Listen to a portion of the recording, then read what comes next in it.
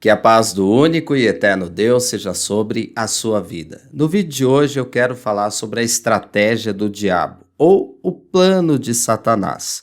O nosso inimigo, ele é astuto e ele é muito diferente daquilo que imaginamos. Aquele diabo que tem 2 chifres, um tridente, que mais? Uma cauda enorme, pata de bode. Bom, esse diabo, ele não existe. Esse diabo, ele é uma figura greco-romana, daqueles impérios antigos. O diabo verdadeiro, ele é um anjo, ele é um ser que vive nas regiões celestes, ele não mora no inferno. E eu tenho um vídeo aqui no canal que fala sobre isso, forças espirituais nas regiões celestes. Vale a pena você conferir, eu vou ver se eu deixo ao final desse vídeo o link aqui ou aqui para você assistir. E fora isso, eu também estou escrevendo um livro sobre batalha espiritual e eu entrei nesse assunto. Então vamos lá, primeiro de tudo, quem é o diabo? A Bíblia o chama de acusador. Ele tem esse título porque essa é a sua função. Então, por exemplo, pessoas que estão fazendo algo para Deus e muitas vezes falham, erram e pecam, ali está Satanás para acusar. Só que em muitos casos há sim um perdão de Deus. Um exemplo, o sumo sacerdote Josué, ele estava com as suas vestes sujas. E aí o diabo estava ali acusando diante do Senhor, do anjo do Senhor, quando ele deu uma ordem, né, o Senhor. Tira essa veste suja, troca, coloca vestes limpas. O que aconteceu naquele momento? A acusação de Satanás acabou não surtindo efeito, porque houve um perdão. Livro de Jó, ele se apresenta a Deus no céu, no lugar mais alto, e ali ele também está vigiando a terra. E aí ele fala de Jó. Primeiro Deus apresenta. Você viu meu servo Jó? O cara é bom, né? Mas aí Satanás foi lá acusar. Então esse é uma das características e não mudou absolutamente nada. Tem pessoas que dizem assim, por exemplo, quebra o carro, então um motor apaga, ou então queimou uma peça cara, ele já fala assim, ô maldito diabo, ou então como o diabo é sujo. O diabo pode quebrar o nosso carro? Sim, ele pode. Mas para fazer isso, você tem que estar no propósito de Deus. Você tem que estar trabalhando para o Senhor. E normalmente, se ele quebrar um carro, é porque você está usando esse veículo para a obra de Deus. Então é melhor não mexer com quem está quieto, alguns podem pensar. Mas não é assim que o inimigo das nossas almas, ele trabalha. Então a segunda coisa que ele é chamado é de tentador. Ele tem esse propósito de tentar, de fazer a pessoa, de induzir a pessoa ao erro, ao pecado, para que ele possa acusar diante de Deus. O diabo, ele tentou até Jesus durante 40 dias e 40 noites, aquele jejum que o mestre fez, Yeshua. A Bíblia fala de 3 tentações, mas a própria Bíblia também diz que foram os 40 dias. Então, esse é o nosso inimigo. Ele nos tenta para nos acusar diante de Deus.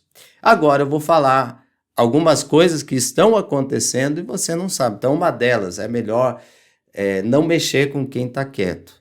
Se você não está dentro de uma batalha espiritual, é isso que Satanás vai fazer. Ele vai te acusar diante de Deus. Olha lá, o crente morno, que ele vai na igreja, que ele canta os hinos, mas ele não está fazendo isso, aquilo, e a batalha espiritual? Acusação. Você sabia que o diabo ele foi acusar o Pedro diante de Deus? E aí Jesus teve que interceder. Pedro depois se converteu de verdade.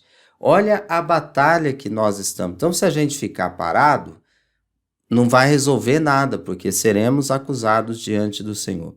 Ele continua, enquanto ele mora nas regiões celestes, ele é o príncipe das potestades do ar, tem um dia certo que ele se apresenta para Deus e ele nos acusa. Então, esse é o nosso adversário. O que está acontecendo agora? Muitos estão presos às profecias, às revelações ou falsas revelações de pessoas, de youtubers que ficam o tempo todo falando do sistema, da nova ordem, que eles estão avançando, que isso, que aquilo, que esse ano eles vão colocar a gente em campos de concentração. Você se lembra que já faz uns 4, 5 anos que vem esse papo? É óbvio que a gente tem que ficar de olho. É importante ouvir algumas notícias, algumas especulações, mas a gente tem que ficar firme na Bíblia, na palavra. E se a gente não está avivado para isso, o que é um avivamento? É você levantar todos os dias com a certeza, com a expectativa de que você tem um relacionamento com Deus. É a alegria do Senhor, é estar fortalecido na palavra e cheio do Espírito Santo. Então esse é o propósito para nós em 2023. É isso que Deus ele já instituiu, já mostrou desde Atos dos Apóstolos. É para a gente continuar até que o sol se torne em trevas e a lua em sangue. E isso é o anúncio, que vem, está próximo o dia do Senhor. Então a gente tem que continuar nos fortalecendo. E quando isso não acontece, a gente fica preso com essas notícias, não, porque agora vão obrigar a gente a tomar a picada. Não, porque vai acabar o alimento, vai isso, aquilo. Ainda que acabe todas essas coisas, o que o profeta Abacuque falou? Todavia, o que é para fazer? Me alegrarei. Todavia, eu vou confiar no meu Deus. Então, quando a gente sai desse propósito e fica preso a essas coisas, Satanás, a sua estratégia não mudou. Ele, no dia específico, vai diante de Deus e nos acusa. Tá vendo? Fulano ali, tá morno. O que Deus disse para a igreja de Laodiceia? Que ela não era nem fria nem quente, ela era morna. E por ser morna, ele, Deus, estava a ponto de vomitá-la da sua boca. Você consegue compreender esse mistério? Então, assim, o que a gente precisa fazer? A gente precisa cumprir o propósito de Deus. Os jovens terão visões, os velhos sonharão. A gente precisa congregar, porque é no meio da igreja, é no meio onde está o povo de Deus que acontecem os dons espirituais. Eles foram dados à igreja, ao povo do Senhor que se reúne. A gente tem que estar avivado na palavra, nos fortalecendo. Você está lendo a Bíblia? Você colocou como propósito esse ano ler a Bíblia inteira? Começa a fazer isso. Dedique pelo menos meia hora, eu acho que dá para fazer pelo menos 1 hora por dia a leitura da palavra. Se fortaleça, pegue o que o Senhor está falando, o que o Espírito Santo está revelando para você, guarde no teu coração, no teu entendimento e coloque em prática. E falando dos dons espirituais, eles servem para quê? Para a gente abençoar, libertar as pessoas. Existe, por exemplo, o dom de cura, onde nós oramos para os enfermos, impomos as mãos sobre eles e eles são curados. Isso precisamos fazer. E quando não fazemos, o acusador está ali trabalhando.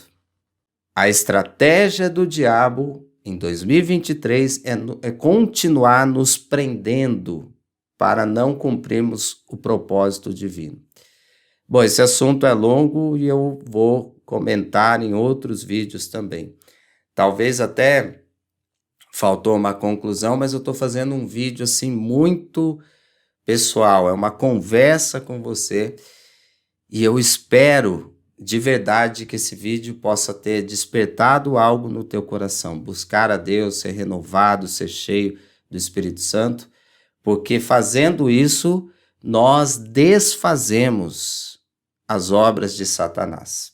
Bom, que Deus te abençoe, até o próximo vídeo, em nome de Jesus.